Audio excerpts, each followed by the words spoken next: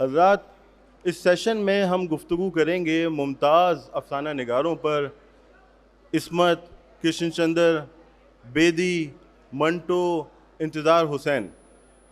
ہماری خوش نصیبی ہے کہ آج اس سیشن میں ہمارے پاس ایک ایسا پینل موجود ہے جو معزز بھی ہے اور معتبر بھی، اور جو اس مضمون پہ گرفت رکھتا ہے۔ یہاں کر لیں۔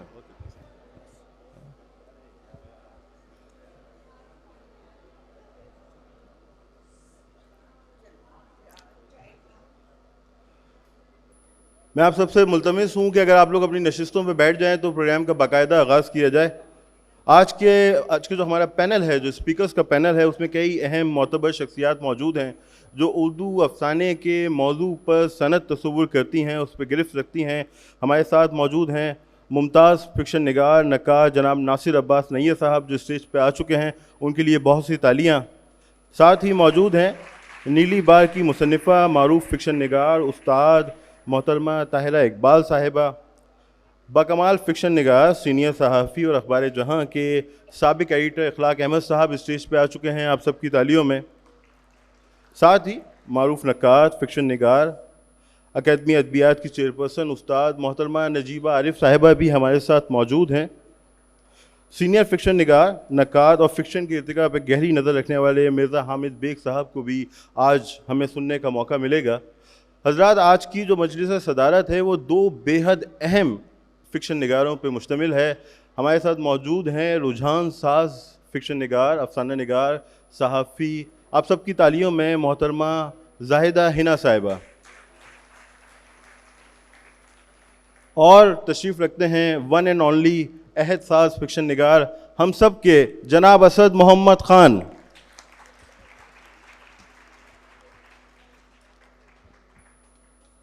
اچھا حضرات، مجھے اس سیشن کی نظامت اور گفتگو کا ذمہ دیا گیا ہے، لیکن چونکہ زندگی ہمیشہ سے ہی وقت کی قید میں ہے تو میں اپنی گفتگو پر مکمل پابندی عائد کرتے ہوئے چاہوں گا کہ ہم صرف اپنے اسپیکرز ہی کو سنیں، انہی سے ہم اکتساب فیض کریں اور ان کا علم جو ہے وہ ہمارے ذہنوں کو روشنی بخشے۔ میں آغاز کرنا چاہوں گا۔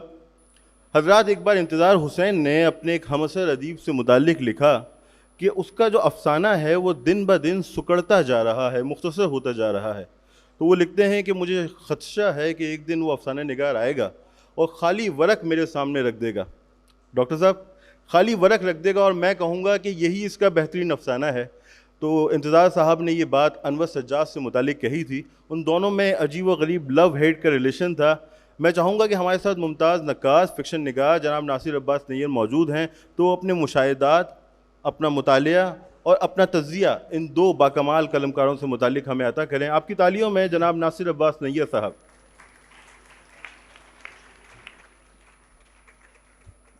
بسم اللہ الرحمن الرحیم۔ بہت شکریہ اقبال خورشید صاحب۔ اب چونکہ وقت کم ہے، سیشن آدھے سے زیادہ گزر چکا ہے، تو دو شخصیات پہ مجھے بات کرنی ہے، انور سجاد اور انتظار صاحب۔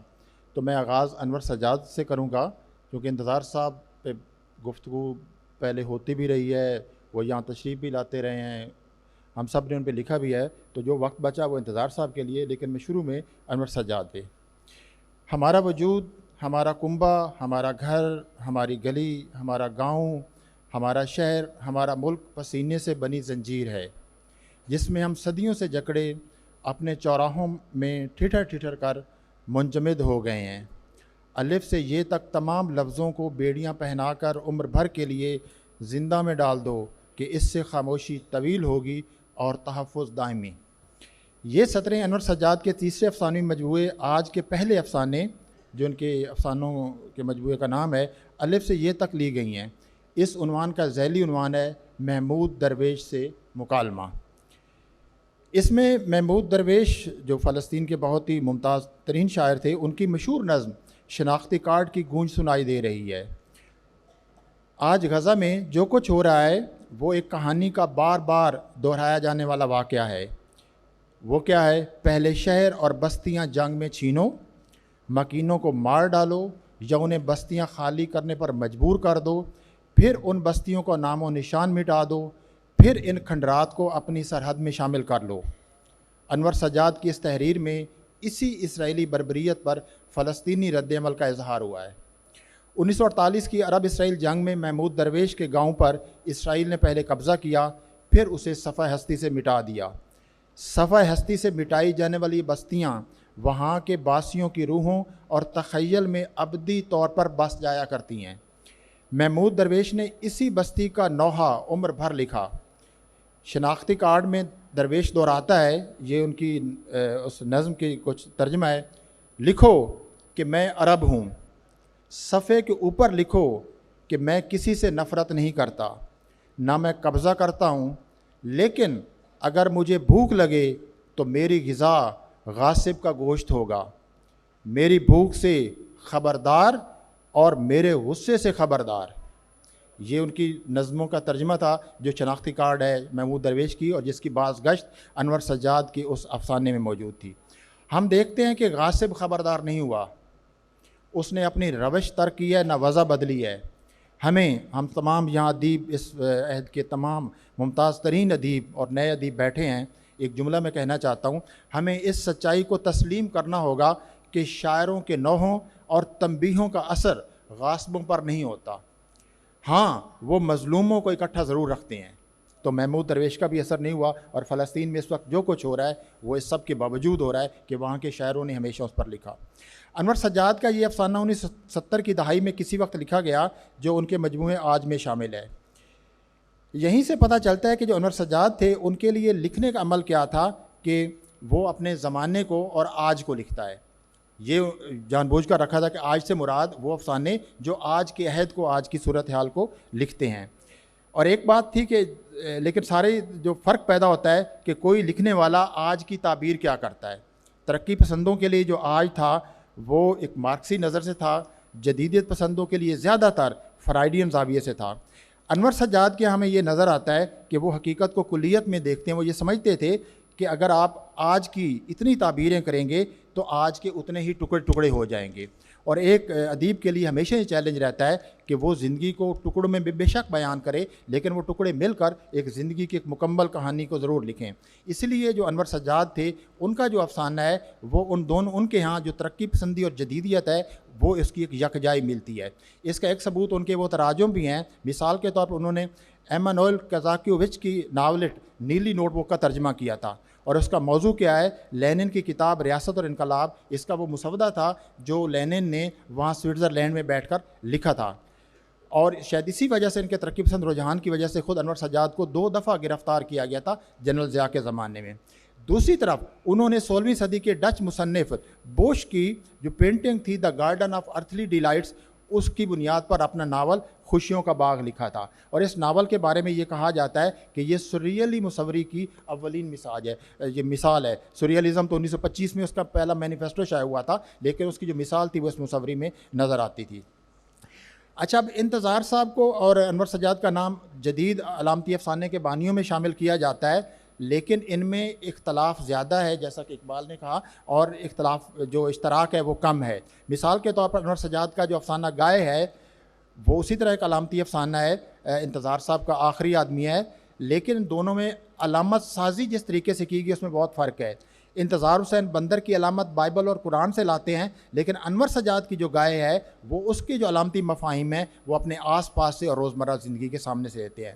انتظار حسین کو اس اساطیر سے غیر معمولی دلچسپی تھی، لیکن انور سجاد کو بھی تھی اور ایک حد تک تھی۔ پرومیتھیس ان کا بہت مشہور افسانہ ہے جس سے ان کا نظر آتا ہے۔ انتظار صاحب کے لیے تقسیم، ہجرت، بے دخلی، شناخت، ہند اسلامی تہذیب اہم ترین مسائل اور موضوعات تھے۔ انور سجاد کے یہاں ہجرت، ان کے ایک افسانہ جو پہلا افسانہ تھا پیپل سے محبت کے ساتھ، اس میں یہ ضرور ظاہر ہوئی ہے، ایک چڑیا کی کہانی ہے، وہ وہاں سے جو لاہور کا ایک علاقہ ہے کانے کاچھے سے ہجرت کر کے وہاں مال روڈ تک آتے ہیں، تو ان کے لیے ہجرت کا جو تصور تھا وہ اتنا ہی تھا۔ تو انتظار صاحب کا جو ہجرت کا تجربہ تھا وہ بڑا تھا، اس لیے انور سجاد کے ہمیں ہجرت نظر نہیں آتی، انتظار صاحب کے ہم بجا طور پر نظر آتی ہے۔ اسی طرح انتظار حسین نے نانی کی کہانیوں کی مدد سے پانچتنتر، الف لیلا و لیلا اور جاتا کہانیوں کو دریافت کیا۔ انور سجاد کے پاس نانی نہیں تھی، تو یہ ایک بڑا فرق ہے کہ انتظار صاحب کے پاس ان کی نانی تھی، لیکن انور سجاد کے پاس یہ نانی نہیں تھی۔ اسی طرح ان کے ہاں دونوں کا جو علامت سازی کا عمل تھا وہ بھی تھا۔ ایک اور فرق جو دونوں میں ہے کہ جو انور سجاد تھے وہ یک وقت کئی فنون میں دلچسپی رکھتے تھے، مصوری، ڈرامہ نگاری، اداکاری، رقص اور پھر افسانہ اور ناول، وہ حقیقت کو چونکہ پیچیدہ اور تہدار سمجھتے تھے لیکن مابعد و طبیعاتی نہیں. یہ بھی ایک دونوں میں بڑا فرق ہے. انتظار صاحب کا جو تصور حقیقت تھا وہاں جاتا تھا. انہوں نے اپنے مجموعے تلاش وجود میں لکھا ہے جو ان کو سمجھنے میں بہت اہم اس کا حصہ ہو سکتا ہے.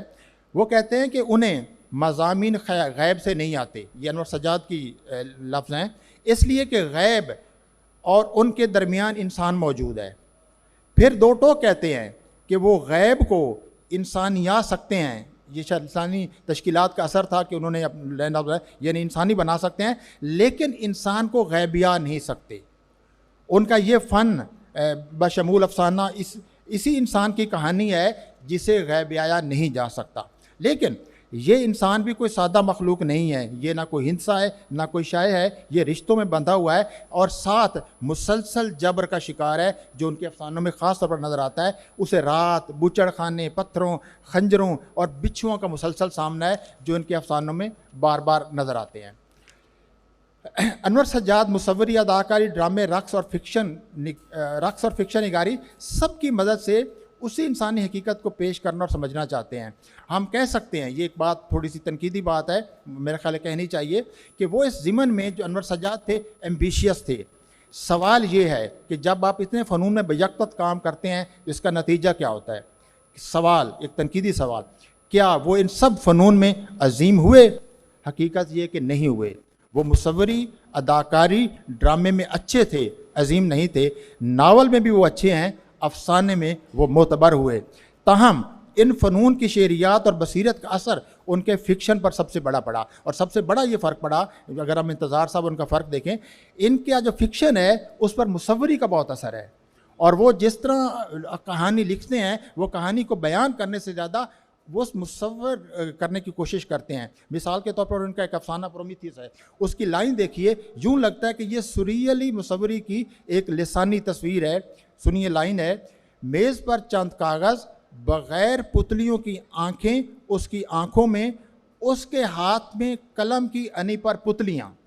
اب وہ ایک تصویر بناتے ہیں جو بالکل سریل تصویر ہے جو ان کی مصوری تھی، اور چونکہ جدید مصوری سے دلچسپی تھی تو وہ ان کے افسانوں میں بھی ظاہر ہوئی ہے.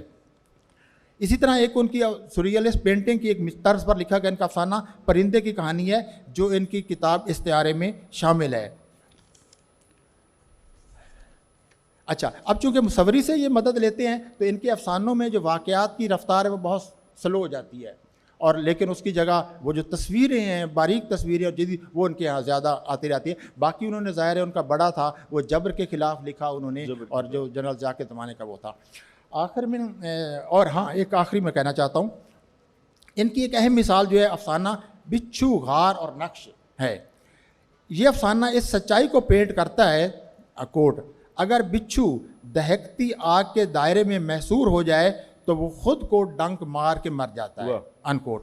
افسانے میں دہکتی آگ، اس افسانے میں جنس کی خوشبو اور رس ہے. یہی آگ بچھو کی موت کا سبب بنتی ہے، یعنی موسیقی کا جہنم. یہ موسیقی کی جہنم کا تصور جو تھا انہوں نے بش کی اس پینٹنگ سے لیا تھا جس کے 3 پینل ہیں اور ایک پینل کا نام تھا موسیقی کا جہنم. تو ہم کہیں تو انور سجاد کا افسانہ اسی موسیقی کے جہنم کو پینٹ کرنے کی کوشش تھی. بہت شکریہ، بہت شکریہ. ناصر عباس نے ایک منٹ، اچھا لیکن انصاف نہیں ہوگا تو میں صرف انتظار صاحب کا جہاں تک ذکر ہے وہ صرف ایک لائن پڑھتا ہوں. انتظار حسین نے ابتدا میں تو مغربی فکشن کی حقیقت نگاری کی روایت میں لکھا، پھر وہ کتھا کی طرف گئے، یعنی کہانی کی زبانی روایت کی طرف. یہ اقبال رشید سب ساتھ بیٹھے ہیں، ان کے ساتھ انہوں نے انٹرویو کیا ہے، اس کی میں کچھ کوٹ کرنا چاہتا ہوں. ان کی بہت اہم کتاب آئی ہے فکشن سے مکالمہ، اور یہ ضرور نئے جو فکشن لکھنے والے ہیں ان کو ضرور پڑھنی چاہیے. ہم بڑوں کو بھی پڑھنی چاہیے لیکن ان کو خاص طور پر. ہم نے یہ کوٹ ہے جو انتظار صاحب نے لکھا ہے، یہ بہت اہم بات ہے کہ ہم نے چیخوف، ڈکنس، ہارڈی کو پہلے پڑھا پھر نانی کی طرف متوجہ ہوئے. یعنی انہوں نے اوپر کہتے ہیں کہ پہلے ہم نے مغربی فکشن پڑھا، پھر اپنی نانی کی طرف متوجہ ہوئے، اور پھر نانی کی طرف واپس اپنی ان اساطیر کی طرف گئے. اور ان جیسے ابھی افتخار عارف صاحب بالکل ٹھیک کہہ رہے تھے، جو روایت ہوتی ہے وہ ایک سٹریم کی طرح ہے، ندی کی طرح ہے جو بہہ رہی ہوتی ہے. جو چیز ڈیڈ ہو جاتی ہے وہ روایت نہیں ہے، وہ ایک کھنڈر ہے. تو کھنڈر اور روایت میں فرق کرنا چاہیے. تو انہوں نے کہا کہ میری نانی جو کہانیاں سناتی تھی بعد میں نے دیکھا کہ وہی کہانیاں پانچ تنتر میں، الف لیلہ میں، جاتا کہانیوں میں اور دوسری جو اساطیر ان میں موجود تھیں. تو اس کے ذریعے پتہ چلا کہ کس طرح جو تحریری روایت اور جو زبانی روایت ہے وہ یکجا ہو جاتی ہے. اور انتظار صاحب کا جو فکشن ہے یہ کہانی کی زبانی روایت اور تحریری روایت کو چلنے کا ہے. دونوں فرق یہ تھا کہ انہوں نے جو مذہبی روایات تھی ان کو بھی شامل کیا اور انتظار صاحب نے جو مشرق کا تصور تھا اس کو ایکسپینڈ کیا. مشرق سے مراد نہ ہندوستان لیتے تھے نہ عرب و عجم لیتے تھے، اور اس میں حتیٰ کہ جو اسرائیل اور فلسطین کا تھا وہ بھی شامل کرتے تھے. اور ہجرت کے تصور میں وہ جو لے گئے ہیں مطلب کربلا کی طرف بھی گئے ہیں، وہ مدینہ کی ہجرت کی طرف آئے گئے ہیں، اور یہودیوں کا جو ہجرت تھی اس کی طرف بھی گئے ہیں. اور فلسطین پر تو ان کا جو شرم الحرم ہے وہ افسانہ بہت اہم ہے، اور اسی پہ اختتام کرتا ہوں. بہت شکریہ ناصر عباس نیہ صاحب ہم سے گفتگو کر رہے تھے. حضرات، عصمت چغتائی اور احمد ندیم قاسمی دونوں ایک ہی عہد سے، ایک ہی اثر سے ہیں. دونوں پروگریسو اپروچ رکھتے ہیں، مگر دونوں کے لکھنے کا ڈھب بالکل الگ ہے. ایک جانب ہمیں گنڈاسا ملتا ہے تو دوسری جانب لحاف. میں درخواست کروں گا ممتاز فکشن نگار، نقاد، استاد محترمہ ڈاکٹر طاہرہ اقبال صاحبہ سے کہ ان دو قداور قلمکاروں پہ، فکشن نگاروں پر اپنے مشاہدات، اپنے تجزیات ہمیں عطا کریں. آپ سب کی تعلیوں میں ڈاکٹر طاہرہ اقبال صاحبہ. بہت شکریہ. میں اپنے حصے کے 10 منٹ میں اپنی معروضات مکمل کروں گی، اور یہ جو کچھ میں کہوں گی ظاہر ہے کہ یہ سامنے بیٹھے ہوئے جید اساتذہ، علماء اور ادبا کے لیے کوئی نئی بات نہیں ہے، لیکن یہ جو بچے پیچھے بیٹھے ہیں شاید ان کے لیے کچھ اس میں معلومات ہو. بچوں سے یہ درخواست کروں گی کہ ہم بھی آپ کو پڑھاتے ہیں اور آپ ہمیں 40 منٹ ایک پیریڈ میں برداشت کرتے ہیں، تو اب بھی اسی خاموشی سے یہ لیکچر سمجھ کر ہی ہمارا یا پیریڈ سمجھ کر ہی سن لیجئے. بہت شکریہ آپ سب کا. ادب کی زندگی کسی موضوع کی اہمیت یا مقصد کی افادیت سے بالاتر ہوتی ہے. سماجی اور تاریخی صورتحال تبدیل ہوتی رہتی ہے، ان سے جڑے حالات و واقعات زائد المیعاد ہو جاتے ہیں، لیکن ادبی دستاویزات میں ان حالات کی عکاسی اور ان سے نبرد آزماں افراد کی زندگی کبھی رد یا پرانی نہیں ہوتی. یہی وجہ ہے کہ ان کے لکھنے والا ادیب زندہ رہتا ہے. ایسے ہی دو زندہ نام عصمت چغتائی اور احمد ندیم قاسمی ہیں، جو اپنے موضوعات، اسلوب اور انقلابی سوچ کی بدولت آج کے عہد سے بھی ایسے ہی مربوط ہیں جیسے اپنے عہد سے. دونوں کے فن کو اگر ایک نام دیا جائے تو احتجاج کہا جائے گا. احتجاج فرسودہ معاشرے کے جابرانہ رویوں کے خلاف، منافقت اور غیر منصفانہ تقسیم کے خلاف. دونوں ترقی پسند اور ادب کی صائب قدروں کے داعی، اور دونوں دو مختلف رجحانات کے بنیاد گزار ہیں. تانیسی شعور کے اولین محرکات ہمیں عصمت نے دیے، اور جاگیردارانہ نظام کے زیر تسلط پنجابی دیہات کی عکاسی احمد ندیم قاسمی کا حصہ رہی. 1915 میں نوآبادیاتی دور میں پیدا ہونے والی عصمت چغتائی 1991 میں آزادی کے دور میں وفات پا گئیں. یہ الگ بات کہ آزاد روی ان کے خمیر میں گندی تھی. وہ اپنے سماج کے لیے ٹیڑھی لکیر تھیں، اسی لیے ضدی کہلائیں، لیکن ان کے فکشن میں فن کی خالص معصوم فطرت چھپی رہی. منٹو کی اس دوست نے فوش نگاری کے الزامات پر منٹو کے انداز میں ہی جواب دیا، زندگی ہی اگر فوش ہے تو میں کیا کروں. نوابی اور جاگیرداری نظام میں کنیز اور باندی جیسے انسانیت سوز رویوں کو اپنے قلم کی تیز انی سے چھیدنے والی عصمت عورت کو اپنے وجود کا اعتبار ہی نہیں دیتی، بلکہ وہ سیاست، فرقہ پرستی، قومی اور مذہبی منافقت کے سیاہ نقاب بھی اتارتی ہیں. وہ معاشرے کی انہی اصولوں کو قبول کرتی ہیں جہاں تفریق، تقسیم کی منافرت نہ ہو، اور خصوصاً عورت بھی مرد کی طرح آزاد اور خود مختار ہو. جہاں ایک ہی عمل عورت کے لیے تذلیل اور مرد کے لیے تفاخر کا باعث ہو. جہاں عورت اگر اپنے وجود کو محسوس بھی کرے تو سخت گنہگار کہلائے، इसी गुनहगार औरत के नफ्सियाती और जिनसी मसाइल को पहली बार किसी औरत के कलम ने शर्मो हया की चिलमन से निकाल कर तपते सूरज की रोशनी में यूं पेश किया कि उर्दू अफसाने को सच की बेबाकी और फ़न की ताकत से जुर्रत आमोज़ी नसीब हुई। औरत इस्मत को ताश और सिगरेट से ख़ास रग़बत थी, गोया मशरकी समाज से ये भी एक बगावत थी। सियासी तौर पर वो एक कौम परस्त के तौर पर सामने आती हैं जब कहती हैं मैं मुसलमान हूँ, बुत परस्ती शिरक है, मगर देवमाला मेरे वतन का विरसा है, इसमें सदियों का कल्चर और फ़लसफ़ा समोया हुआ है, ईमान अलहदा है, वतन की तहजीब अलहदा, इसमें मेरा बराबर का हिस्सा है। कोटेशन बंद। इस्मत सरमायादाराना निज़ाम और जदीद सारफियत को अपने कलम से खदेड़ती रहीं। एक मकालमा देखिए, वो माल जो लॉकरों में भरा है, अरी पगली, वो माल जो लॉकरों से में भरा है, उनके मालकों से पूछो कैसे कमाया। अरी पगली, मैं तो पाकबाज हूँ, मैंने तो अपने जिस्म का धंधा किया है, अनाज का ब्लैक करके किसी को भूखा नहीं मारा, ना गबन किए, ना रिश्वत ली, खरे माल का सौदा किया है। मेरी कमाई से ज़्यादा हलाल कमाई कौन सी होगी।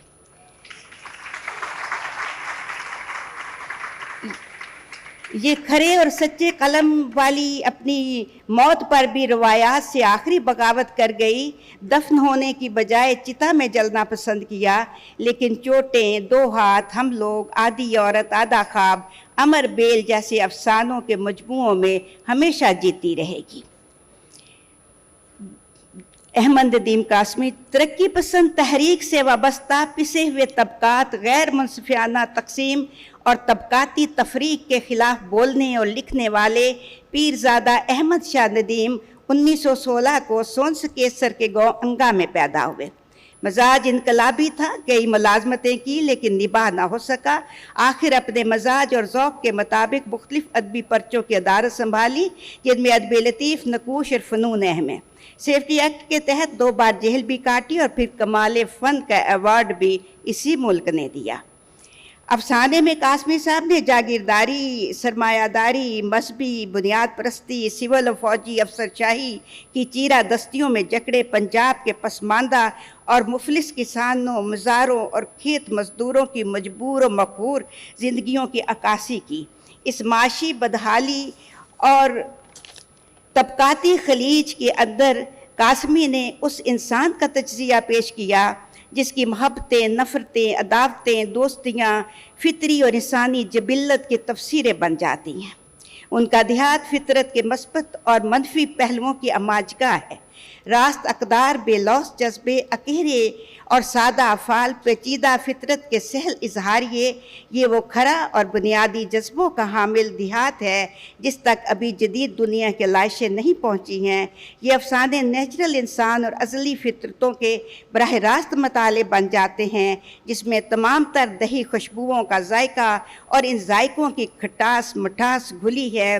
पकते हुए अनाजों की महक, तंदूरों में वारों वार लगती रोटियों की वासना, हल चली मिट्टी की सलोनी खुशबू, किसान के पसीने की बू और फिर ज़िमीदार के कल्फ लगे कपड़ों की खड़खड़ाहट और लंबी नोक वाले तलाई खुस्से की चिड़चिड़ाहट, जैसे पैरों तले सब रौंद रहा हो।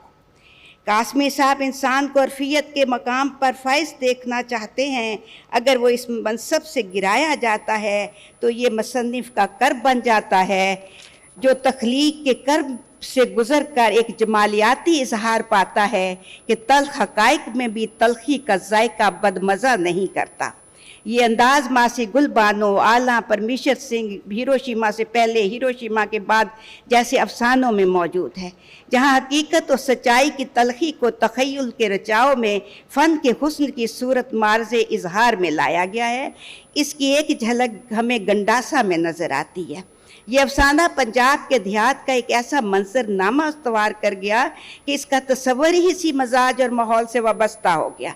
यानी एक कहानी के गिर्द पंजाब की दही माशरत का ताना बाना बुना जाता है। आज तक इसमें फिल्में बनाई जा रही हैं। अभी भी पिछले दिनों धूम मचाने वाली फिल्म मौला जट भी इसी की थीम पर बनाई गई है।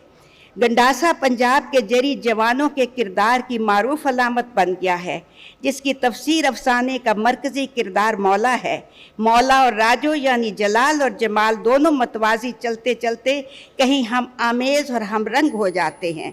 इसी हमरंगी से कासमी अपने फ़न को ताब देते हैं, जैसे करी के बूटे पर अंगूर का खोशा उगाए, आँख का आम नमा कड़वा फल कलमी आम में तब्दील हो जाए। जब मौला की माँ इंतहाई वहशत से पूछती है, तू तो रो रहा है मौला, तो वो जवाब में कहता है, क्या मैं अब रोऊं भी ना। कासमी साहब की ये बड़ी खासियत है कि ऐसे छोटे छोटे जुमलों में बड़ी बड़ी हकीकतें उजाल देते हैं। इनके समाजी, इक़्तिसादी, सियासी तमाम नुक्ता नज़र पहले इंसानियाती फितरत में ढलते हैं और फिर एक जमालियाती इजहार पाते हैं। उर्दू अदब को 14 अफसानवी मजमुओं से सरवतमंद करने वाले अहमद नदीम कासमी 10 जुलाई 2006 में वफ़ात पा गए, लेकिन उर्दू दुनिया आज तक ये फैसला न कर पाई कि वो शायर ज़्यादा अच्छे थे कि अफसाना निगार। आखिर में सिर्फ 2 जुमले कि कभी कोई मौजू छोटा या बड़ा नहीं होता, उसकी पेशकश का अंदाज और तर्ज बयां उसे छोटा या बड़ा बना देते हैं। इस्मत और कासमी साहब दोनों ने छोटे छोटे वाक़यात और छोटे छोटे किरदारों को अपने फ़न की कसौटी पर बड़ा बना दिया। बहुत शुक्रिया। बहुत शुक्रिया डॉक्टर साहिबा, बहुत खूब। अच्छा हजरात, इस्मत चुगताई ने देखा कि ज़िंदगी फहश है तो वो फहश निगारी की तकनीक उन्होंने इस्तेमाल की। कृष्ण चंद्र ने देखा कि ज़िंदगी तबकात में बटी हुई है तो उन्होंने तबकात में मुनकसिम माशरे की तर्जुमानी की। तो मेरे जहन में सवाल आता है कि क्या मुमताज़ मुफ्ती ने हकीकत और ज़िंदगी में रूहानियत के रंग देखे? यही सवाल मैं मुमताज़ फिक्शन निगार सीनियर सहाफ़ी जनाब इखलाक अहमद साहब के सामने रखूँगा। आप सबकी तालियों में मैं दरख्वास्त करूँगा इखलाक अहमद साहब से कि वो कृष्ण चंद्र और मुमताज़ मुफ्ती में जो 2 अलग अलग जहतों के कलमकार हैं इज़हार ख्याल करें। और साथ ही मैं अपने तमाम स्टूडेंट्स से कहूँगा कि आप मुझे सुन सकते हैं स्टूडेंट्स? Well done. तो अब आपसे दरख्वास्त है कि प्लीज़ कुछ आप लोग शांत हो जाएं, खामोश हो जाएं, ताकि हम इखलाक साहब को सुन सकें। थैंक यू इखलाक साहब। जी बहुत शुक्रिया। ये जो कृष्ण चंद्र और मुमताज़ मुफ्ती वाला मौजू है, ये मुझे कुछ ऐसा लगता है जैसे मुझे कहा गया है कि चीन और अमेरिका के बारे में कुछ बात की जाए। अच्छा, मैं पाकिस्तान और भारत भी कह सकता था, लेकिन वो को मुनासिब नहीं लगता। ऐसा लगता है जैसे कोई दुश्मनों की बात हो रही है। ये यकीनन 2 अलग अलग जहतों के लोग हैं, और एक तरफ तो ऐसे अफसाने हैं जिसमें कुल्लम कुल्ला इश्तराकियत का नाम तक ले लिया गया है, और दूसरी तरफ ऐसे अफसाने हैं जिसमें ऐसे मौज़ूआत हैं जो तसव्वुफ़ पे और कुछ थोड़ा फिर एक पैच ऐसा है जो रूहानियत पे है। तो यहाँ क्लैश होता है। लेकिन एक दौर ऐसा है, ये 2 मुख्तलिफ अदीब थे, कृष्ण चंद्र और मुमताज़ मुफ्ती। एक ने 90 साल की माशाल्लाह उम्र पाई, एक ने 62 साल की। लेकिन इनका जो पीरियड है जो ओवरलैप करता है वो तकरीबन 30 साल का 35 साल का ऐसा है, जो 40s के एंड से शुरू होता है, 50s 60s और 70s इनका प्राइम टाइम है। अच्छा, दौर एक ही है, मौज़ूआत थोड़े से मुख्तलिफ हैं। कृष्ण चंद्र के बारे में जब हमने पढ़ना शुरू किया शुरू में, तो मैंने गौर किया, अब पलट के देखा कि मैं 3 दफ़ा मैंने पढ़ा उनको, और फिर मैं आगे चला गया, फिर मैं वापस आया, फिर आगे गया, और मैं फिर वापस आया। एक बड़े अदीब की ये पहचान होती है कि आप बार बार उससे रुजू करते हैं। कृष्ण चंद्र जो है वो अच्छा, क्योंकि हमने पैमाने थोड़े से मुख्तलिफ कर लिए हैं, पैमाने ज़रा मुश्किल कर लिए हैं। पहले पैमाने ज़रा आसान थे, कहानी ताकतवर होनी चाहिए, دلچسپ ہونی چاہیے, کردار بہت مطلب آپ کے درمیان سے ہونے چاہیے, اور آپ کا جو اسلوب ہے وہ ڈیفائن کرتا تھا کہ وہ افسانہ کیسا ہے یا دل پہ کتنا اثر کر رہا ہے. اچھا, بعد میں ذرا مشکل پیمانے ہم نے کر لیے, اور ہم نے یہ سمجھا کہ کوئی آزمائش کی ایک میراتھن ہو رہی ہے جس میں افسانہ نگار کو مختلف رکاوٹوں سے گزر کر اپنے آپ کو کامیاب ثابت کرنا ہے, یا اس کے افسانے کو. اچھا, جو کرشن چندر کے افسانے ہیں وہ آپ اگر دیکھیں تو وہ بالکل اسٹریٹ افسانے ہیں, اور اس میں طبقاتی معاملات سارے ہیں, اس میں مزدور ہے, کسان ہے, عام آدمی ہے, گلی کا آدمی ہے, بھنگی ہے, اس کے بارے میں. لیکن جو کہانی ہے وہ اتنی اسٹرانگ ہے, اتنی مضبوط کہانی ہے, اتنی جمی ہوئی کہانی ہے. مجھے یاد پڑتا ہے ایک ان کا افسانہ ہے پانی کا درخت, بہت مشہور. اچھا, ہر افسانے میں جو جزیات ہیں وہ اتنی پرفیکٹ ہیں کہ اب میں سوچتا ہوں, اس وقت میں نہیں سوچتا تھا 20 سال کی عمر میں, 60 سال کی عمر میں سوچتا ہوں کہ ایک آدمی نے ایسے نہیں لکھ دیا افسانہ جو ہمیں نظر آ رہا ہے کہ صبح بیٹھے اور شام کو افسانہ مکمل کر لیا. ایک نشست میں وہ لکھتے تھے. اس کے لیے جو کام انہوں نے کیا ہے, جو تحقیق کی ہے, جو جانا ہے اپنے کردار کے بارے میں, اس کے لوکیل کے بارے میں, وہ بہت بہت تفصیلی ہے. تو وہ جو پانی کا درخت میں کہہ رہا ہوں وہ ایک نمک کے کانوں کے علاقے کا افسانہ ہے جہاں پر پانی سب سے بڑی لگژری ہے. تو جو محبوبہ ہے وہ کسی اور سے شادی کرنے جا رہی ہے اس لیے کہ اس کے گھر میں ایک ٹوٹی ہے, اس سے صاف پانی آتا ہے, ہر وقت آتا ہے. اور کرشن چندر اس میں یہ کہتے ہیں کہ میں سوچ رہا تھا کہ اس کو ابھی قتل کروں یا شادی کی رات ماروں. اور اس کے بعد انہوں نے کہا کہ اس کی آنکھوں میں میری محبت سے انکار نہیں تھا, پانی کا اقرار تھا.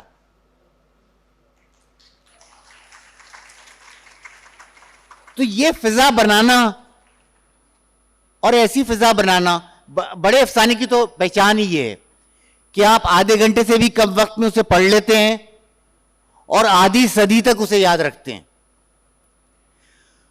انہوں نے جو افسانے لکھے, میں سمجھتا ہوں اگر وہ ان میں سے کوئی ایک بھی افسانہ, وہ مثال کے طور پہ مہالکشمی کا پل ہے, اگر صرف وہ ایک ہی افسانہ لکھ دیتے تو وہ ان کی بقا کے لیے, ان کے نام کو زندہ رکھنے کے لیے اور ہم سب کو انہیں یاد کرنے کے لیے کافی تھا. ایک پل ہے, عام لوگ ہیں, پل پہ 6 ساڑیاں لہرا رہی ہیں جو دھو کر ڈالی گئی ہیں. 6 ساڑیوں کی 6 کہانیاں ہیں, اور وہاں سے وزیر اعظم کو گزرنا ہے. یہ کل افسانہ ہے, لیکن کیسا جادو ہے, کیسا منظر باندھا ہے کہ وہ اسی طرح کچرا بابا مجھے یاد آتا ہے. مطلب یہ کہ ایک کے بعد 30 افسانوں کے مجموعے ہیں ان کے, اور اس میں یقیناً ایسے افسانے ہیں کہ جو ان کے زمانے کے حساب سے شاید بہت آگے کے افسانے ہیں. اچھا, اس طرح جو ممتاز مفتی صاحب ہیں, میں ڈر رہا ہوں اصل میں کہ وہ جو 10 منٹ کی ٹائم لیمٹ ہے وہ اقبال خورشید صاحب ٹوک دیں گے. تو ممتاز مفتی صاحب جو ہیں وہ بالکل ایک الگ وضع کا انہوں نے فکشن لکھا ہے, اور میں سمجھتا ہوں کہ انہوں نے ایسا فکشن لکھا ہے جو اس سے پہلے کسی نے نہیں لکھا تھا. 3 باتیں, ایک تو نفسیات, دوسرا ٹیبوز, تیسرا فیٹشز. یعنی ہمارے ادیبوں کو معلوم بہت سی چیزیں ہوتی ہیں, لیکن ہم بہت سی چیزیں اس خوف سے نہیں لکھتے کہ یہ معاشرہ ہم پر چابک لے کر چڑھ دوڑے گا, یہ ہم سے کہے گا کہ اس موضوع کو تم نے چھیڑا کیسے, تمہاری جرت کیسے ہوئی.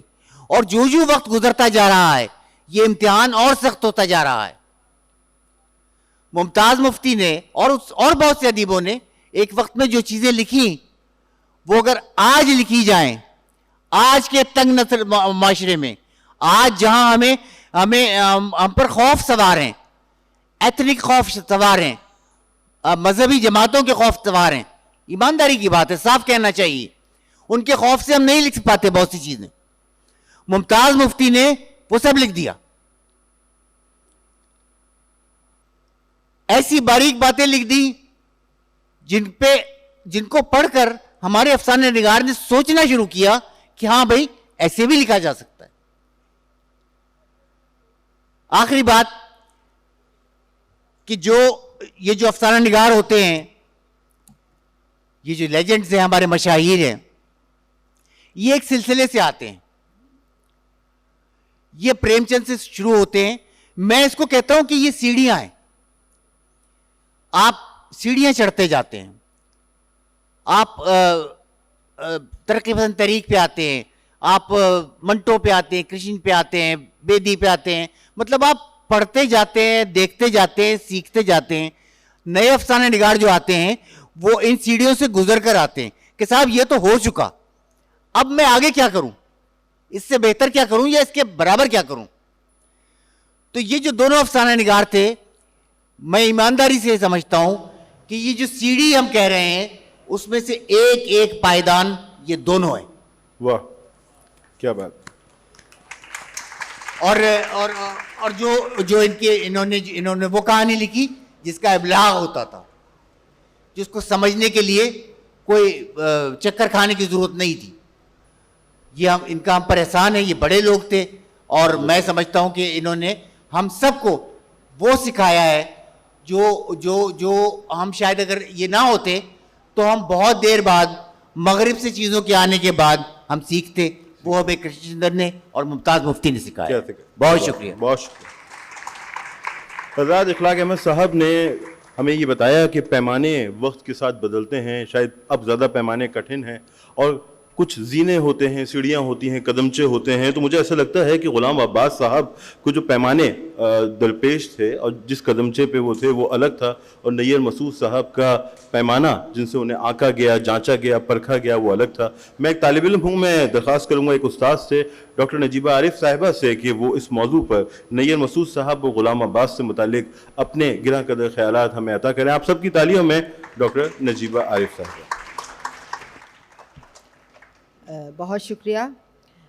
شروع میں جب یہ موضوع ملا اور یہاں کانفرنس پہ آنے سے ایک دن پہلے ہی ملا, تو میرا خیال ہے باقی سب احباب کی طرح مجھے بھی بہت حیرت بھی ہوئی اور پریشانی بھی ہوئی کہ ان دو افسانہ نگاروں پر 10 منٹ میں کیسے بات ہوگی, خاص طور پر اس صورتحال میں کہ جب کہ دونوں کا مزاج الگ ہے, دونوں کا اسلوب الگ ہے, دونوں کا انداز الگ ہے.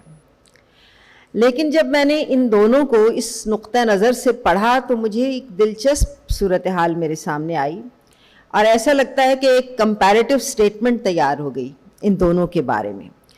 غلام عباس 20ویں صدی کی پہلی دہائی میں پیدا ہوئے, نیر مسعود 20ویں صدی کی چوتھی دہائی میں پیدا ہوئے.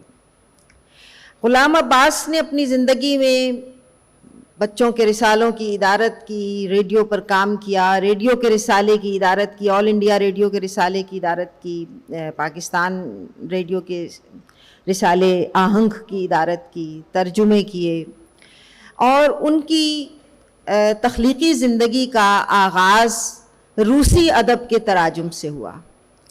تو ہم دیکھتے ہیں کہ غلام عباس کے افسانوں پر روسی ادب کے اثرات ہیں, اور روسی ادب کی جو خصوصیات ہیں ہمیں غلام عباس کے افسانوں میں بھی نظر آتی ہیں. دوسری طرف نیر مسعود نے اپنی تخلیقی زندگی, اپنی علمی زندگی کی ابتدا ایک مدرس, ایک محقق کے طور پر کی, اور انہوں نے تحقیق میں بہت کام کیا. ان کے علمی مدارج بہت تھے, اور بعد میں کہیں جا کر وہ افسانہ نگاری کی طرف متوجہ ہوئے. ان کے ہاں ہمیں کافکا کے اور ایڈگر ایلن پو کے اثرات نظر آتے ہیں. تو جو فرق روسی ادب میں اور کافکا کے ادب میں ہو سکتا ہے, وہی فرق ہمیں غلام عباس میں اور نیر مسعود میں نظر آتا ہے. ایک اور چیز جو مجھے محسوس ہوئی, غلام عباس لاہور میں پیدا ہوئے, نیر مسعود لکھنؤ میں پیدا ہوئے, اور زندگی کا زیادہ عرصہ انہوں نے لکھنؤ میں ہی گزارا, بلکہ اپنے گھر میں گزارا, ایک خاص قسم کے ماحول میں. تو جو فرق لاہور کی فضا میں, لاہور کے ماحول میں, لاہور کی شہری زندگی میں اور لکھنؤ کی زندگی میں ہو سکتا ہے, وہی فرق ان دونوں کے درمیان بھی نظر آیا. لاہوری مزاج میں جو کھلا ڈلا پن ہے, جو زندگی کے ساتھ گہری جڑت ہے, زندگی کے واقعات اور حقائق میں دلچسپی ہے, وہ ہمیں غلام عباس کے ہاں بھی نظر آتی ہے.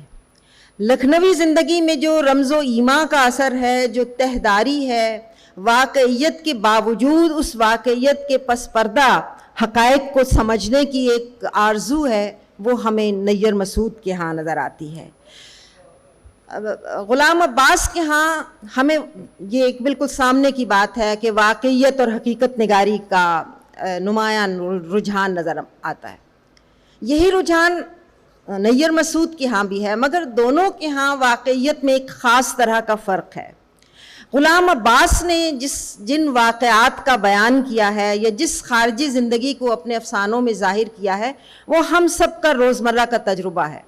ہم اسے اپنے ارد گرد, فٹ پاتھ پر, اپنے دفتروں میں, اپنے گھروں میں اور اپنے معاشرے میں چلتا پھرتا دیکھ سکتے ہیں, اس کو محسوس کر سکتے ہیں, اس کا تجربہ کر سکتے ہیں. وہ زندگی جو غلام عباس کے افسانوں میں نظر آتی ہے, ہمیں بالکل واضح طور پر محسوس ہوتا ہے کہ وہ زندگی سطح زمین پر موجود ہے.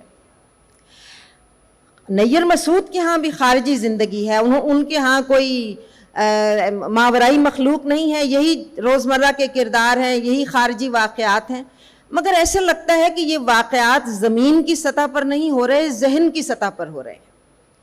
اگرچہ وہ خارجی زندگی ہے, لیکن ایسا لگتا ہے کہ وہ کہیں باطن میں رونما ہو رہی ہے, اس دنیا میں رونما نہیں ہو رہی. یہ ایک بنیادی فرق مجھے دونوں کے ہاں محسوس ہوا. اور غلام عباس کے ہاں جو کردار ہیں وہ ہمیں روزمرہ زندگی میں ملتے ہیں. مثلاً اوور کوٹ کا ان کا کردار ہمیں اپنی زندگی میں عام ملتا ہے, ہم خود بھی شاید اسی طرح کا ایک کردار ہیں. نیر مسعود کے کردار بھی عام لوگوں کے کردار ہیں, مگر ایسے لگتا ہے خواب میں دیکھے ہوئے کردار ہیں. ایسے کردار جن کی ایک جہت سے ہم واقف ہیں اور کچھ جہتیں ایسی ہیں جن کے بارے میں ہمیں کچھ معلوم نہیں ہوتا, اور ہم ہمیشہ گومگو کا شکار رہتے ہیں کہ ایسا ہوا ہوگا یا ایسا ہوا ہوگا, اس کردار کی یہ بات ایسی ہوگی, اس کی تاریخ ایسی ہوگی, اس کے خیالات ایسے ہوں گے. یعنی وہ اپنے پیچھے کچھ سوالیہ نشان چھوڑ جاتے ہیں. غلام عباس کے ہاں ہمیں لگتا ہے کہ ان کا مرکز سماجی زندگی ہے. ان کے اگر کرداری افسانے بھی دیکھیں تو کرداروں کا بھی جو مرکز نگاہ ہے وہ سماج ہے. ہمیں ان کے افسانے پڑھ کر جس بات کی بہت اچھی طرح سے سمجھ آتی ہے وہ سماجی زندگی ہے. اور اس کے بالکل برعکس نیر مسعود کے ہاں اگر ہم سماجی زندگی کا بھی بیان پڑھیں تو سماج سے زیادہ فرد کے باطن پر ان کی نگاہ رہتی ہے. ذات کے اندر ان کی نگاہ زیادہ گہری اترتی ہوئی محسوس ہوتی ہے بنسبت فرد کے. اسی طرح اصلاح کا پہلو اگرچہ دیکھا جائے تو غلام عباس نے بھی کوئی اس طرح اصلاحی افسانے نہیں لکھے, بلکہ ان کے ہاں ایک غیر جانبدارانہ بیانیہ ملتا ہے. انہوں نے زندگی کو بہت ہی خوبصورتی سے اور بڑی غیر جانبداری سے بڑھتے ہوئے دکھایا ہے. ان کے نمایاں افسانے آنندی ہے, اوور کوٹ ہے, کتبہ ہے, جاڑے کی چاندنی ہے, کن رس ہے. ان افسانوں میں ہمیں ایک خاص طرح کا مشاہدہ نظر آتا ہے, لیکن اس مشاہدے کی مدد سے ہم جس حقیقت کو دریافت کرتے ہیں وہ حقیقت دراصل سماج سدھار حقیقت ہے. وہ کسی نہ کسی طرح سماج کی اصلاح پر معمور ہے. نیر مسعود کے ہاں اصلاح کا یا تبدیلی پیدا کرنے کا کوئی جذبہ نظر نہیں آتا. ان کے ہاں جو چیز نمایاں نظر آتی ہے وہ دریافت ہے.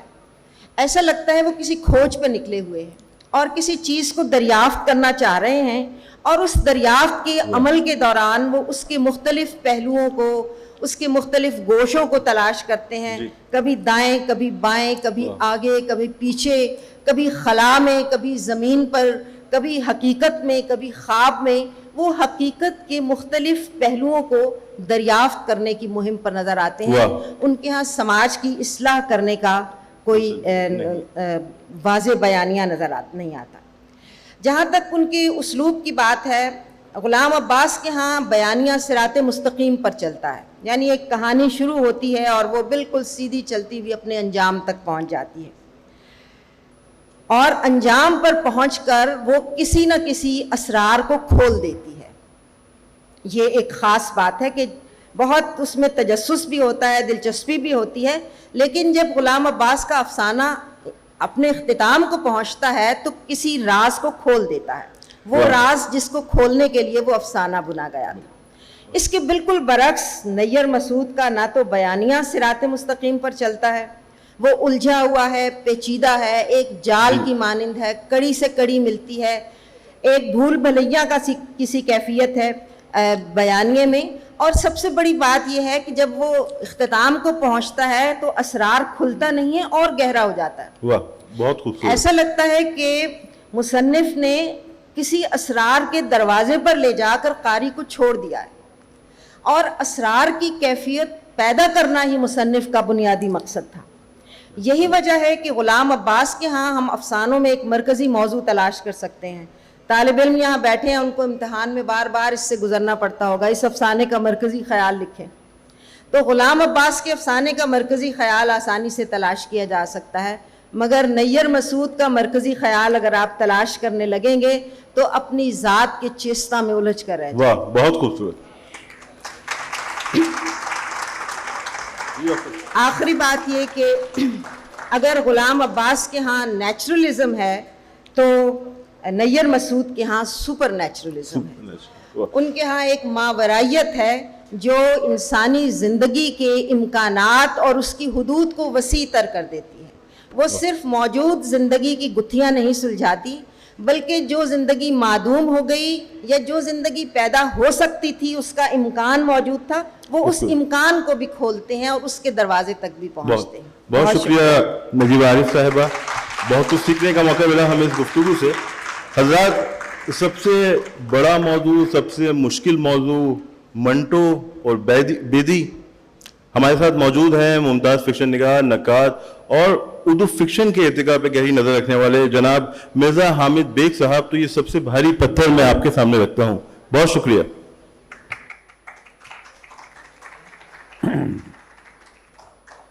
پہلی بات تو یہ کہ آج میں نے دنیا اور دنیا والوں سے ناراض اردو افسانے کے 2 گریڈ ماسٹرز بیدی اور منٹو کے افسانوں پر نہیں, ان کے احوال پر بات کرنا. پہلے بیدی. 45 برس قبل اوائل 1978 میں 347 لنکنگ روڈ کھار بمبئی کے ایڈریس پر بیدی صاحب سے میری براہ راست خط کتابت رہی.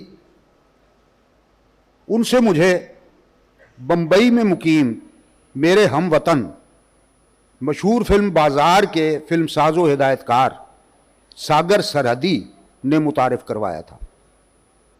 بصورت دیگر بیدی صاحب نے میرے خطوں کا جواب نہیں دینا تھا.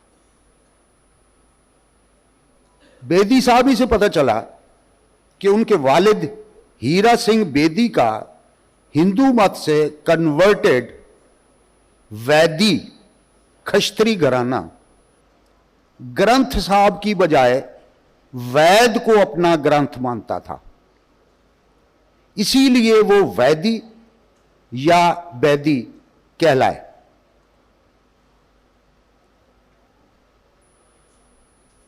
ان کا گوت بہت پیچھے جا کر رام چندر جی کے بیٹے لوہ سے جا ملتا ہے. لوہ جنہوں نے شہر لاہور آباد کیا. بیدی صاحب کے کہے کے مطابق بابا گرو نانک جی بھی بیدی خاندان سے تھے اور سکھ مت کے 10ویں اور آخری گرو گوبند جی بھی اسی خاندان سے. بیدی صاحب کی والدہ سیوا دئی برہمن تھیں. بیدی صاحب نے خود بتایا کہ مجیٹھا ضلع امرتسر کے کھاتے پیتے برہمن خاندان کی میری ماتا سیوا دئی کی میرے والد ہیرا سنگھ بیدی ولد گمپت سنگھ ویدی سے मोहब्बत की शादी मुमकिन न थी। लिहाजा कोट, मेरी माता जी वालिद साहब के साथ अपने घर से फरार होकर आई थी, अनकोट। बेदी साहब का आबाई इलाका दुल्ले की तहसील डस्का, जिला सियालकोट था। पैदाइश सितंबर 1915 की, डाकखाना छावनी सदर के लाल क्वार्टर्स में। बेदी साहब 7 बरस के थे जब उनकी तपे दिक की मरीजा वालिदा का इंतकाल हो गया। वो जिस दिन स्वर्गवास हुई तो उनकी आखिरी रसूमात के बाद उसी शाम बेदी के वालिद अपना और अपने 7 साला बेटे का गम गलत करने लाहौर छावनी से साइकिल पर अमृतसर गए और उसी शाम शारदा फिल्म कंपनी बंबई की 1922 में रिलीज होने वाली फिल्म सोहनी महवाल देखी, जिसके हीरो थे मास्टर विठल और हीरोइन मिस जुबैदुन्निसा। ये बेदी साहब ने बताया। बेदी साहब ने मैट्रिक तो SBBS खालिसा स्कूल लाहौर से 1931 में किया। उससे कबल 15 बरस बउम्र 15 बरस अफसाना महारानी का तोहफा भी लिखा, लेकिन इससे कबल मोहसिन लाहौरी के नाम से अपना पहला अफसाना बंदे मातरम लिख चुके थे। 1932 में उन्होंने लाहौर से पंजाबी अदबी रिसाला सारंग जारी किया। 33 में DAV कॉलेज लाहौर से इंटर के बाद BA कर रहे थे कि उनके वालिद ने डाक खाना की मुलाजिमत छोड़कर उन्हें अपनी जगह भर्ती करवा दिया और बोले, अब मैं अपने बेटे की शादी करवाऊंगा। यह सुनकर बेदी शादी से बचने के लिए आबाई गांव दुल्ले की तहसील डस्का भाग निकले और एक उजाड़ कुएं में छलांग लगा दी, लेकिन बचा लिए गए, शादी से न बच सके। सोमा देवी उर्फ सतवंत कौर उनकी जिंदगी में आ गई। यूं BA भी न कर सके। 1934 ता 43 डाक खाना की 10 साला मुलाजमत से मुस्ताफी हुए। पब्लिसिटी डिपार्टमेंट पंजाब और महेश्वरी फिल्म्स लाहौर से वाबस्ता रहने के ठीक 6 माह बाद बतौर staff artist all India radio Lahore को ज्वाइन किया। उस जमाने में 150 रुपए माहवार पाते और रऊसा के इलाके मॉडल टाउन लाहौर में ठाठ से रहते थे। 1946 में उन्होंने संगम पब्लिशिंग लिमिटेड लाहौर के नाम से एक इशाती इदारा भी बना लिया था। ये वही जमाना है जब मंटो, बेदी और देवेंद्र सत्यार्थी के बीच नोक झोंक चलती रहती थी। मंटो और बेदी का वो मुकालमा सबको याद होगा कि जब मंटो ने कहा था, बेदी तुम अफसाना लिखने से पहले सोचते रहते हो, अफसाना लिखते वक्त सोचते रहते हो, और अफसाना लिख चुकने के बाद भी अफसाने ही से मुतल्लिक सोचते रहते हो। बेदी ने यह सुनकर मंटो की तरफ देखा, बोले, मंटो तुम अफसाना लिखने से पहले भी नहीं सोचते, अफसाना लिख रहे होते हो तो नहीं सोचते कि क्या लिख रहा हूं, और अफसाना लिख चुकने के बाद भी नहीं सोचते कि क्या लिख दिया।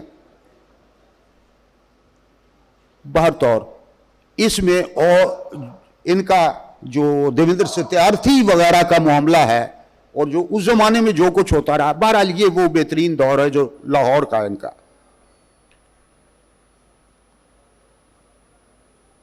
अगस्त 1947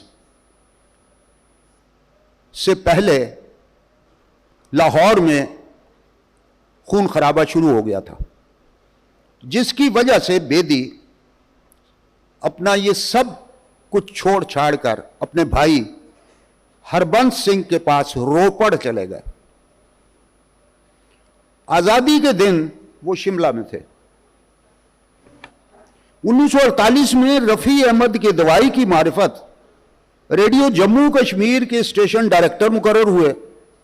جموں کشمیر کے پہلے وزیر اعظم شیخ عبداللہ کے ساتھ ان کی اچھی دوستی تھی. لیکن 1949 میں deputy prime minister Jammu Kashmir بخشی غلام محمد سے چپکلش کے نتیجہ میں ریڈیو کی ملازمت سے استعفیٰ دے دیا. دہلی آ گئے.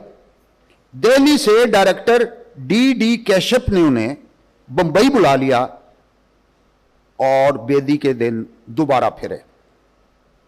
بیدی اس زمانے میں 1000 روپے ماہوار پر فلمیں لکھنے لگے. پہلی فلم بڑی بہن 1949 تھی. اس کے بعد دلیپ کمار کی 3 یادگار فلموں داغ 52، دیوداس 53، مدھومتی 58 کے علاوہ بمبئی کے بابو، آرام، انورادھا، بندھن، بہت سی فلمیں لکھی. ذرا سوراب مودی کے لیے سعادت حسن منٹو کی کہانی پر مبنی فلم مرزا غالب 1954 کو یاد کیجئے، جس کا اسکرین پلے اور جادو اثر مکالمے دھیان میں لائیے. اس فلم میں مرزا غالب جیل سے رہا ہو کر چاندنی بیگم کے کوٹھے کی جانب چل پڑتے ہیں. شام گہری ہو چلی ہے اور دلی کے کوتوال حشمت خان سے تنگ چاندنی بیگم گھر چھوڑ کر جا چکی ہے. تب مرزا غالب پورے دلی شہر کو مخاطب کرتے ہوئے کہتے ہیں، دلی والو دروازہ کھولو، دن دہاڑے ہی سو گئے. بیدی صاحب کا لکھا یہ مکالمہ دلوں پر سناٹا طاری کر دیتا ہے.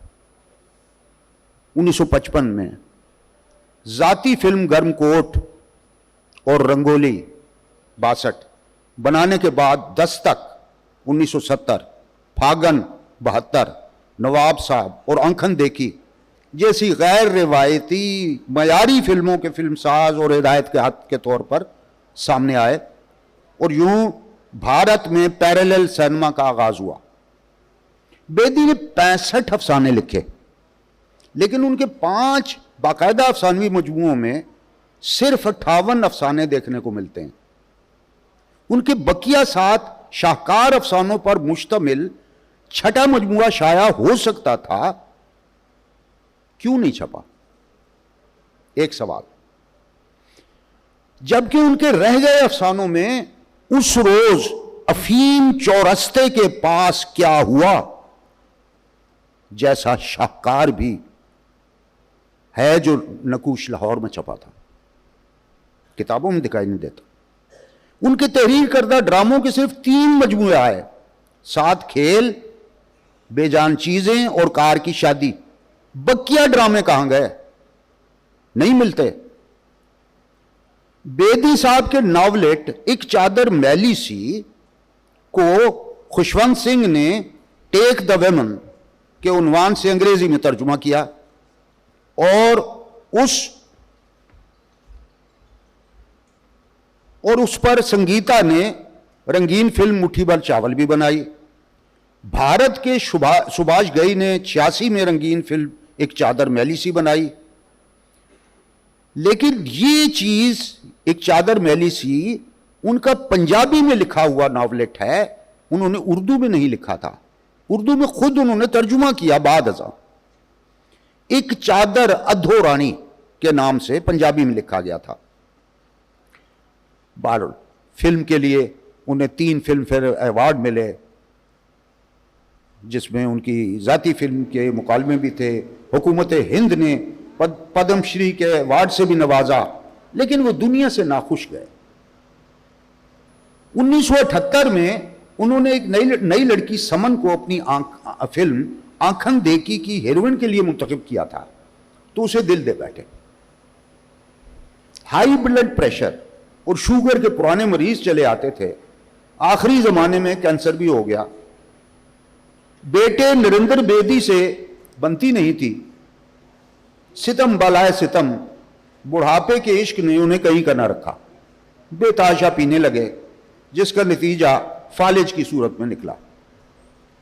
بینائی کا آپریشن بھی ناکام ہوا تو یکسر معذور ہو کر رہ گئے اور اسی بیٹے کے رحم و کرم پر رہنا پڑا جس سے کبھی بنی نہیں تھی.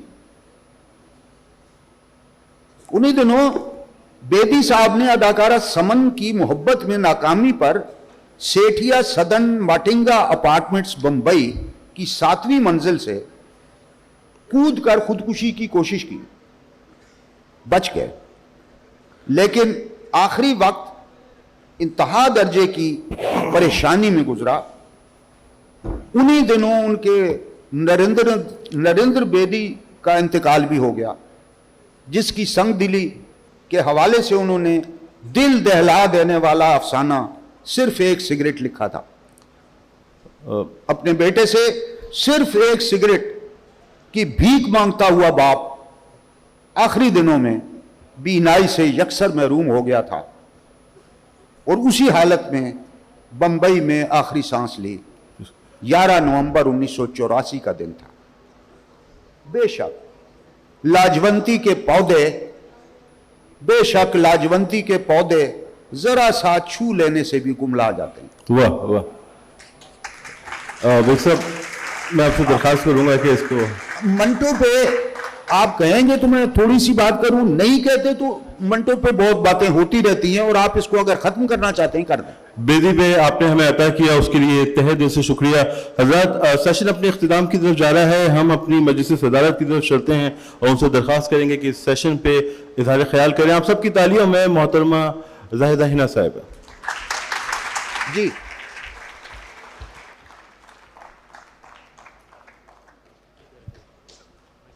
ٹھیک ہے بہت شکریہ. حلوہ یہ بھی اچھا. میں بہت شکر گزار ہوں آرٹس کونسل کی اور احمد شاہ کی اور ان کے دوسرے کارکنوں کی کہ جنہوں نے میری بیماری کا خیال نہیں کیا اور مجھے بلا لیا اور میں بھی حاضر ہو گئی.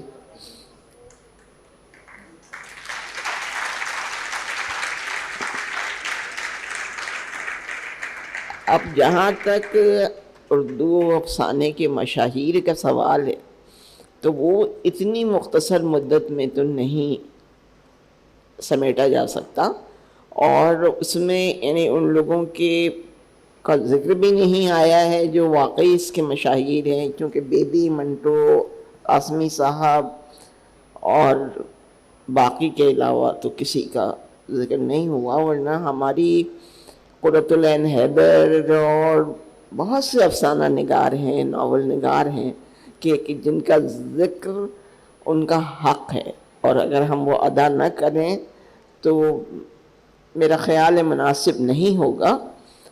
خیر، میں یہ عرض کروں گی کہ غلام عباس کا ذکر ہو رہا تھا. ان کا ذکر بہت اچھا کیا، لیکن غلام عباس نے ایک افسانہ لکھا تھا اور جو پھر وہ اسے کہتے ہیں نا چھپ کے چھپ گیا تھا. اس کا نام شاید دھنک تھا. یہ دراصل ان کے کشف و کمال کی تحریر تھی ان کی، جو انہوں نے پاکستان میں جو ہونے والا تھا اس کے بارے میں لکھا تھا. موئنجو کی 70ویں منزل پر وہ لکھتے ہیں کہ کس طرح وہ آتی ہے، پاکستان پہ بلا آتی ہے انتہا پسندی کی، اور اس کی وہ بڑی تفصیل بیان کرتے ہیں. تو وہ اگر اس کا کوئی وہ ذکر ہو تو بہت ہی ان کو اس سے بڑا خراج تحسین نہیں پیش کیا جا سکتا. اسی طرح کرشن چندر ہیں کہ جن کا غدار اور دادر پل کے بچے اور کچرا بابا جیسے افسانے نہیں بھلائے جا سکتے. قرۃ العین حیدر ہیں تو ان کے جو وہ ہیں افسانے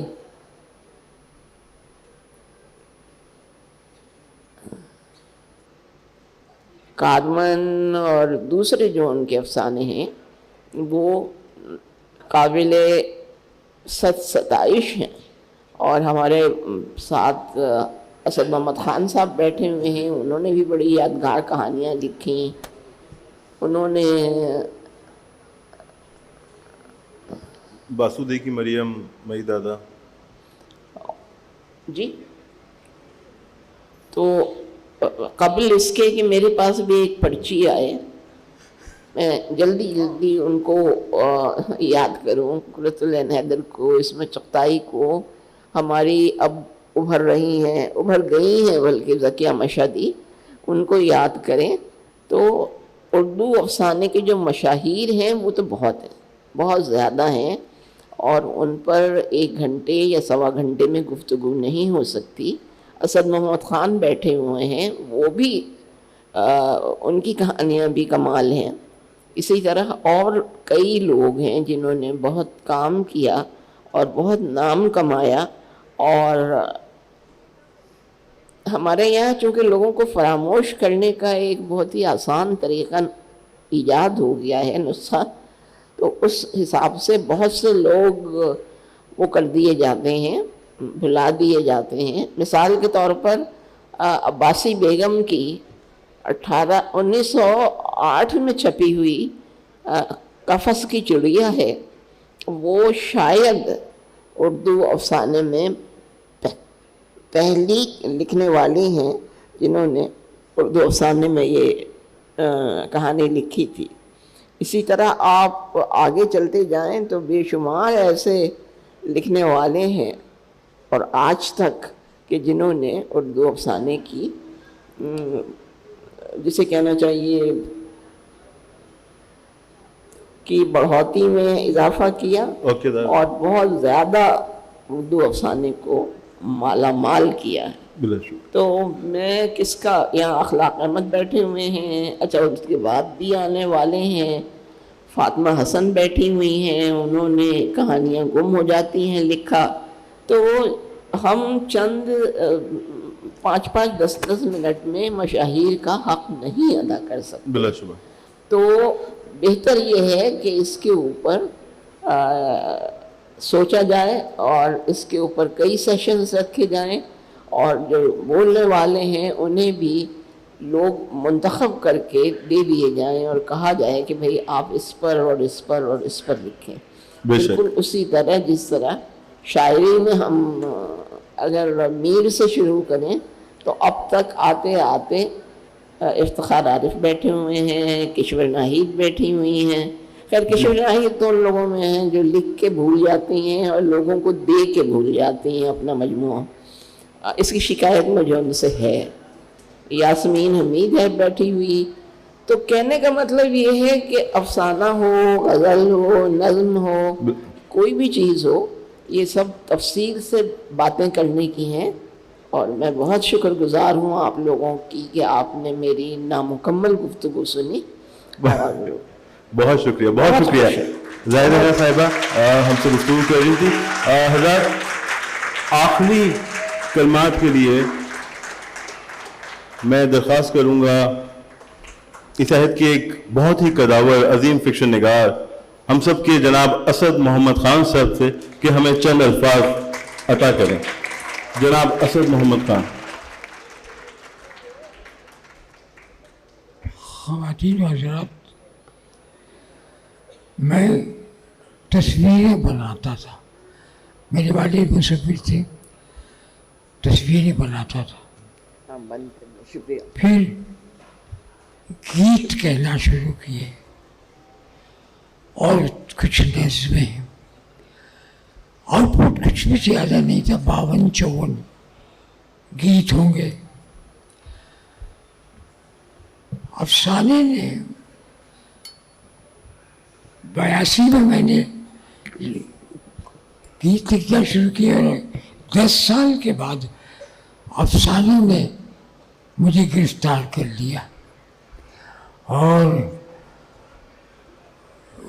मुझे बहुत बड़ा आउटपुट ली, 80-85 कहानियाँ लिखी, लेकिन अफसाने बेशुमार पढ़े हैं मैंने। और जिन अकाबिर पर आज इतनी गुफ्तगू हुई, उन्होंने अफसाने को शरबतमंद किया था और मुझ ऐसे यानी कामचोर और काहिल फनकार को अफसाने ने गिरफ्तार किया। 80-85 अफसाने लिखे, 10-20 ऐसे हैं जो बुजुर्गों ने, मेरे दोस्तों ने उन्हें पसंद किया। मैं अपने काम से खुश हूँ और इस खूबसूरत ज़बान और इस अज़ीमुश्शान मुल्क और यहाँ के क़ारियों का बहुत खिदमतमंद हूँ। मुझे बहुत, मेरे नसीब बदल गए इस फन की तरफ आने से, मेरे नसीब बन गए। मुझे सोचने और पढ़ने का अब काम नहीं। हज़रत असद मोहम्मद खान साहब की इन अल्फाज के साथ इस सेशन का इख्तिताम होता है। मैं चाहूँगा कि आप हमारे स्पीकर्स के साथ साथ अपने लिए भी ज़ोरदार तालियां बजाएं। आप सबका बहुत शुक्रिया।